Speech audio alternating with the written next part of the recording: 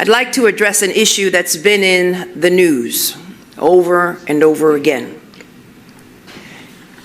Until now, I've chosen to take the high road. I've chosen not to respond in detail. But that changes today.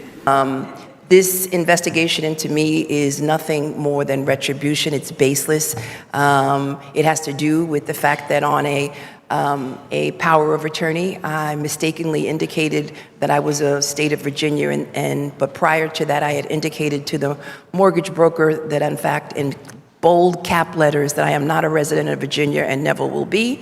And in the mortgage application, I indicated that I would not live in Virginia and I was not a resident. They just took the power of attorney and they're using that as a basis for enforcement for their investigation, when in reality, the power of attorney was never used to determine my eligibility for a mortgage for my niece for a home in the state of Virginia. My niece who has children, and because I am a good aunt, I wanted her to have a home. No one is above the law, including myself. She signed a power of attorney, right, under oath, stating that she was going to be a resident of Virginia, right? She said she signed it electronically, but it was signed with her own handwriting. Letitia James keeps digging a hole for herself, and she won't stop talking, because how can she? But now she made a bad admission that our friend Sam Antar, who's been on the scent on this case for quite some time, has identified, and he issued a response to this claim from Letitia, and it was just a mistake that she signed the form. It's not a big deal. Don't worry about it. It's like a scrivener's error or something like that. Don't prosecute her. Don't investigate her at all. But we know that's just the tip of the iceberg here. Sam Antar over at whitecollarfraud.com gave us a full breakdown on her lies and just how bad that admission was. Okay, so she just said, I made a mistake, right? I signed the form that way, but I said elsewhere that I didn't intend to do it, use it as my primary residence, and so I'm in the right. It was just a mistake, right? Why is the Attorney General, the highest law enforcement official in the entire state, committing fraud in her mortgage applications? Isn't that harmful to New Yorkers who don't get the same benefits? Aren't you harming New York when you get sweetheart mortgages because you lie about the number of residences in the property that you own so you can get a better deal? Because if you have 5 units, then you can't get that deal. But if you have 4 units, then you qualify for the loan. Isn't that unfair to all of the other New Yorkers? If the golden rule was applied to Tishy and everybody did what Tish did, the entire mortgage market would be FUBAR and nobody would be able to get loans for their homes in New York. So, all right, if we have to remove you, if we have to indict you to remove you because you're not going to admit what you've done here and you're just going to create excuses about how I signed other paperwork that was correcting the record, well, then we're going to have to just prosecute you and remove you accordingly. So the first allegation is that the house in Queens that my father purchased almost 30 years ago, somewhere in the mortgage documents, he indicated that I was his wife as opposed to his daughter. But the deed, in fact, says I am his daughter. My father has since passed, and the house has since been sold, period. And in the mortgage documents, it indicates whether or not you plan on being a resident of Virginia, and I marked no, no, no. But of course, those were not publicly available. The only public document that's available is the power of attorney, which was not a basis for the mortgage. Letitia James started falsifying mortgages in 1982, and that particular tidbit was uncovered by Joel Gilbert, Credit Where Credit Is Due, from Gateway Pundit. Now, in the 1982 situation, she purchases a Queens home with her father as father-daughter, but the mortgage shows husband and wife. Now, in 1982, I'm pretty sure Donald Trump was a Democrat.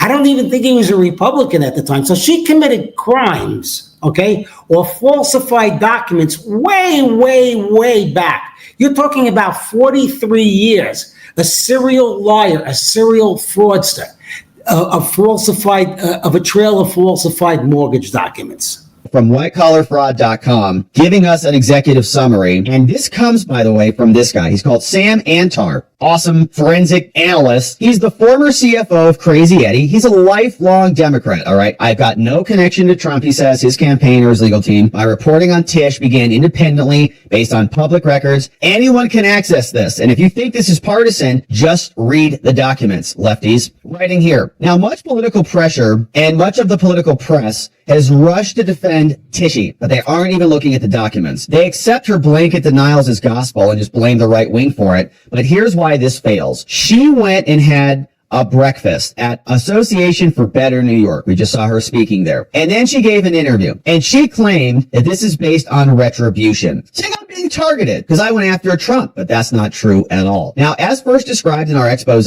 here at White Collar Fraud, we've covered some of his work previously here, so you may have seen this. New York Attorney General Tish executed a power of attorney to purchase 604 Sterling Street, 3-bedroom house in Virginia. She didn't just sign the loan paperwork, though. She jointly acquired the property with her niece, called Shamise. My niece, Shamise. The deed was recorded in both of their names as joint tenants with the rights of survivorship, a form of ownership used when both parties share the same home as co-owners, right? So basically, if Shamise passes away, Tish automatically inherits that right into the property and vice versa. James co-signed the $240,000 purchase and authorized a mortgage for $220,000 through American Neighborhood Mortgage. That mortgage approved and was approved based on her sworn written declaration that she intended to occupy the residence as her principal residence. It is a legal requirement for owner-occupied loan terms for that to happen. Now, this declaration was not boilerplate. It's like, well, it was legally required. It's a mandate in order for the loan, and it became the basis for the underwriting of the owner-occupied lending terms. So you send that into the loan company, and they say, perfect, we need this here, and we're going to process the loan according to these terms and these policies. Turns out that was fake. But then Tish makes the damning admission, admits to the fraud. She said, this investigation to me is nothing more than retribution. It's baseless. It has to do with the fact that a power of attorney on a form, I mistakenly indicated that I was a state of Virginia. Admitted. I mistakenly indicated. Yeah, no one thinks it's a mistake. That was intentional, so you can get the loan, obviously. But prior to that, I had indicated to the mortgage broker that, in fact, in bold cap letters, that I'm not a resident of Virginia, and I never will be. Got it. So she told the broker something in an email or over coffee and whatever, but in the actual document that you got to fill out and the mortgage company needs in their file in order to go get the loan. Oh no, she done screwed it up.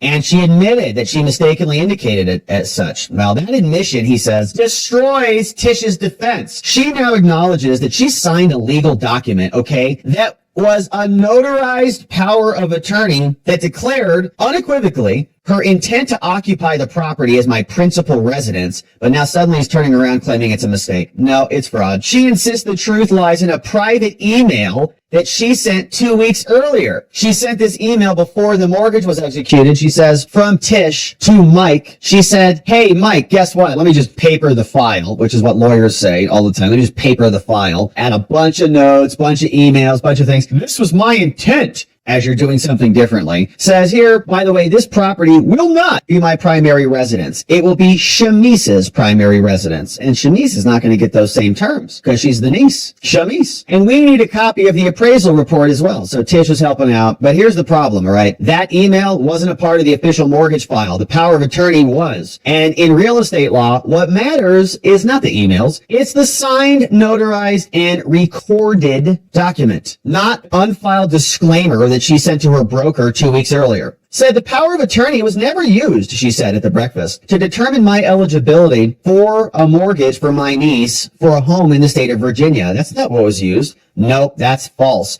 The mortgage was executed using the very power of attorney that she's referencing. It wasn't a side document. It was literally filed with the deed and the mortgage. It's in the paperwork. And it served as the legal basis for the closing on the property. It contained the declaration that Tish intended to make 604 Sterling her principal residence. which is a key eligibility requirement for owner-occupied loan terms provided by American National Acceptance Mortgage Company. Right there. I hereby declare that I intend to occupy this property as my principal residence. And the undersign is Letitia James. I hereby declare. Signed it, notarized it, recorded it. James didn't simply just check the wrong box. No, she signed a sworn declaration under penalty of perjury and then made the admission that she did it and it was just a mistake. She never corrected it. She now admits she never intended to live there at all. But that only underscores the problem. If she never intended to move, she lied in writing to secure the mortgage that she wasn't eligible for. It's intent. If that's true, the sworn statement she signed on 23 was false. That's not politics. That's mortgage fraud. Tish. And she admitted it. Oh, it was a mistake. You signed it mistakenly. You can't read. That's way more fraudulent than... That's all for today. Thank you. If you want global news to keep you up to date on any new developments, please subscribe our channel and forward our content with your friends on social media and email. Thank you very much for keep supporting me. Stay safe, be blessed. Namaste. Thank you, God bless you, and God bless America.